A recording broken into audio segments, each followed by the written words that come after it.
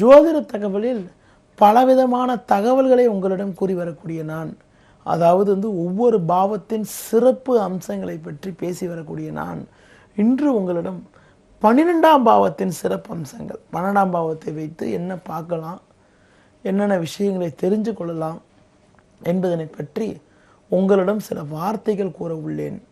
12ஆம் பாவம் என்பது விரயஸ்தானம் என்றே எல்லோரும் சொல்லுவாங்க. பொதுவாக விரயஸ்தானம் செலவுகளை ஏற்படுத்தக்கூடிய ஸ்தானமாக 12ஆம் பாவத்தை கூறுவார்கள். பொதுவாக 12ஆம் பாவத்தில் விரயத்தை மட்டுமில்லாமல் இடது கண் பார்வை, கட்டில் சுகம், உறக்கம் என்பது நிம்மதியாக இருக்குமா, மறுபிறவி உண்டா, அடுத்து பார்த்தீங்கன்றால் வெளியூர் யோகம், வெளிநாடு யோகம், பிறந்த ஊரிலேயே இருக்க முடியுமா, வெளிநாடு செல்ல முடியுமா என்பதனை பற்றி 12ஆம் பாவத்தை கூப்பிட்டு தெளிவாக தெரிந்து கொள்ளலாம். பொதுவாக 12ஆம் பாவத்தில் பாவகிரகங்கள் அமையப்பெற்றால், பாவகிரகங்கள் 12ஆம் பாவத்தில் அமையப்பெற்றால் அவங்களுக்கு பார்த்தீங்கன்னா கண்களில் கூட பாதிப்பு ஏற்படும். பாவகிரகங்கள் சனி, ராகு போன்ற பாவகிரகங்கள் 12 அமையப்பெற்றாலும், சூரியன், செவ்வாய் போன்ற கிரகங்கள் 12 அமையப்பெற்று பலகீனமாக இருந்தாலும் கண்களில் கண் பார்வை பாதிப்பு, இடது கண் பார்வை பாதிப்பு ஏற்படுவதற்கான வாய்ப்புகள் உண்டு. அடுத்து பார்த்தீங்கன்னா 12ஆம் வீட்டை சுபகிரகங்கள் பார்வை செய்தால் கண் பார்வை சிறப்பாக இருக்கும்.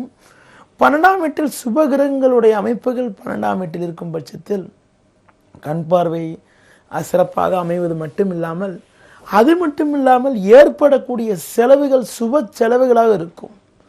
12ஆம் பாவம் செலவுகளை குறிக்கக்கூடிய ஸ்தானம் என்பதனால் 12இல் அமையக்கூடிய கிரகங்கள் சுப கிரகங்களாக இருப்பது மிக சிறப்பு.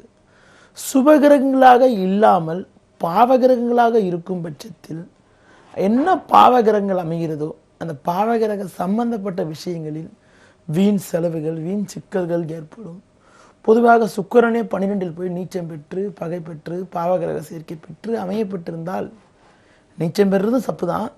சனி, ராகு போன்ற பாவகிரக சேர்க்கை பெற்று சுக்கிரன் 12இல் அமைவதும் தப்பு தான். அந்த மாதிரி அமைப்பு கொண்ட ஜாதகருக்கு பார்த்தீங்கன்னா உங்களுக்கு பெண்களால் வீண் செலவுகள், தேவையில்லாத தொடர்புகளால் செலவுகள், வீண் செலவுகள்னு சொல்லலாம். அதுபோல் 12ஆம் வீட்டில் சனி, ராகு போன்ற பாவகிரகங்களோட அமைப்புகள் நல்ல பலமாக இருந்தால் சில தீய பழக்க வழக்கங்களால் வீண் செலவுகளை எதிர்கொள்ளக்கூடிய ஒரு அவலநிலை உண்டாகும் கூட சொல்லலாம். செலவுகளை பற்றி சொல்கிறதுக்கு பொதுவாக ஒரு சுப கிரகமானது 12ஆம் வீட்டில் அமைய பெற்றால் ஏற்படக்கூடிய செலவுகள் சுப செலவுகளாக இருக்கும். சில கிரக அமைப்புகள் 12 இருப்பது அவ்வளவு சிறப்பில்லை. 12ஆம் வீட்டில் பாவகிரகங்கள் அதிகமாக இருப்பதும் சிறப்பில்லை. உங்களுக்கு சுபகிரகங்களோட பார்வை 12ஆம் வீட்டுக்கு இருக்கிறது சிறப்பு. 12ஆம் வீட்டில் சுபகிரகங்களுடைய பார்வை சிறப்பாக இருந்தால் உங்களுக்கு பார்த்தீங்கன்றால் உங்களுக்கு ஏற்படக்கூடிய விரயங்கள், செலவுகள் சுப செலவுகளாக இருப்பது மட்டுமின்றி கட்டில் சுகமானது நிம்மதியாக இருக்கும். சுபகிரகங்கள் 12ஆம் வீட்டில் அமைய பெற்றால். அதுவே பாவகிரகங்கள் 12ஆம் வீட்டில் அமைய பெற்றால் சுகவாழ்வு, சொகுசு வாழ்வு, கட்டில் சுகவாழ்வு, சொகுசு வாழ்வு, தாம்பத்திய வாழ்க்கையில் ஒற்றுமை குறைவு, பிரச்சனைகள் ஏற்படும். பொதுவாக 12இல் அமையக்கூடிய பாவகிரகங்களுடைய தசாபுத்தி நடைபெறுகின்ற பொழுது நம்ம பொதுவாக எந்த ஒரு செயல் செய்வதென்றாலும் கொஞ்சம் கவனத்தோடு இருக்க வேண்டும். பொதுவாக விரயஸ்தானாதிபதி திசையோ, விரயஸ்தானத்தில் உள்ள கிரகத்துடைய திசையோ ஒருத்தருக்கு நடைபெற்றால் அந்த விரயஸ்தானாதிபதி நல்ல இடத்துல அமையாமல் இருந்தால், 12ஆம் அதிபதியை பொறுத்த வரைக்கும் எங்கே இருந்தால் சிறப்புன்னா கேந்திர திரிகோண ஸ்தானத்தில் இருக்கிறத விட 6-8-12 மறைஞ்சிருந்தால் சிறப்பு. அப்படி 6-8-12 மறையாமல் உங்களுக்கு 6-8 அமைஞ்சிருந்தால் விபரீத ராஜயோகமாகும். அப்படி அமையாமல் மற்ற ஸ்தானங்கள் அமையப்பட்டிருந்தால் உங்களுக்கு அந்த 12ஆம் அதிபதி தசாபுத்தி நடைபெறுகின்ற போது ரொம்ப ரொம்ப கவனமாகவும், ரொம்ப ரொம்ப நிதானமாகவும், எச்சரிக்கையாகவும் இருக்க வேண்டிய காலமாக இருக்கும் உங்களுக்கு. பொதுவாக பார்க்கின்ற போது 12இல் அமையக்கூடிய கிரகங்களுடைய தசாபுத்தி நடைபெறுகின்ற பொழுது இதுக்கு அடுத்து பார்க்கின்ற போது விரயங்கள், கண் பார்வை, உறக்கத்தை பற்றி சொன்னேன். அடுத்து பார்க்கின்ற போது 12ஆம் பாவம் பாதிக்கப்படுகின்ற போது சனி, ராகு போன்ற பாவகிரகங்களால் பாதிக்கப்பட்டு சில சிறப்பம்சங்கள் பெற்று அந்த தசாபுத்தி நடைபெற்றால் அவங்க எந்த ஊரில் பிறந்தாங்களோ அந்த ஊரில் அவங்களை இருக்க விடாமல் என்ன பண்ணணும்னா வெளியூர் செல்லக்கூடிய அமைப்பு, வெளிநாடுகள் செல்லக்கூடிய அமைப்பு, வெளிநாடுகள் சென்று சரி நல்ல ஒரு யோகமான திசாபுத்தி நடைபெற்றால், யோகமான திசாபுத்தி யோகத்தை ஏற்படுத்தக்கூடிய திசாபுத்தி நடைபெற்றால் அவங்களுக்கு வந்து வெளிநாடுக்கு சென்று வெளிநாட்டு மூலமாக சம்பாதிக்கக்கூடிய ஒரு அனுகூலமான சூழ்நிலை கொடுக்கும். 12ஆம் பாவம் விரயஸ்தானம் என்றாலும் 12இல் அமையக்கூடிய கிரகங்களும் நல்லது பண்ணுதுங்க. சில நேரத்தில் என்ன நல்லது பண்ணுங்கன்னா, பிறந்த ஊரில் இருக்க விடாத சரி வெளியூர் சென்று வெளியூர் மூலமாக சம்பாதிக்கக்கூடிய யோகத்தையும் சம்பாதிக்கக்கூடிய ஒரு உன்னதமான சூழ்நிலையும் உண்டாக்கும். பொதுவாக எந்த ஒரு பாவத்திலுமே சுப கிரகங்கள் அமைவது சிறப்பு.